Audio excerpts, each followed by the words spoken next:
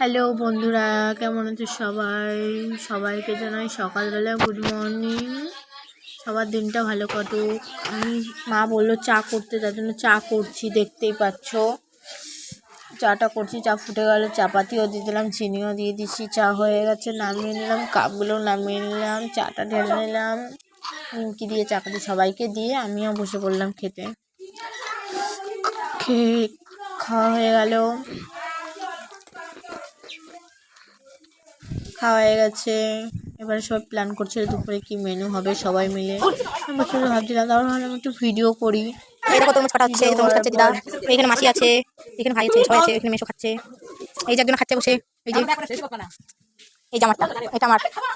এই যে তরমুজ খাচ্ছে এখন, প্রচুর মিষ্টি মধু। আমি মেশো এনেছে বাজার থেকে। এটা এখন খেয়ে নিলাম, আবার একটা আছে দুপুরে খাবো আবার। স্নান করা হয়ে গেছে, দুপুরবেলা মাথা ছিঁড়ে নিচ্ছি। নিয়ে বসে বসে ভাবছিলাম একটু দোকানে যাই, দোকানে যেয়ে বসেছিলাম। কি খাবো ভাবছিলাম, নিয়ে একটা গজা কিনে নিলাম। আবার গজাটা নিয়ে তো আমি দাঁতটাই ভেঙে ফেলছিলাম আর টোলে খেয়ে।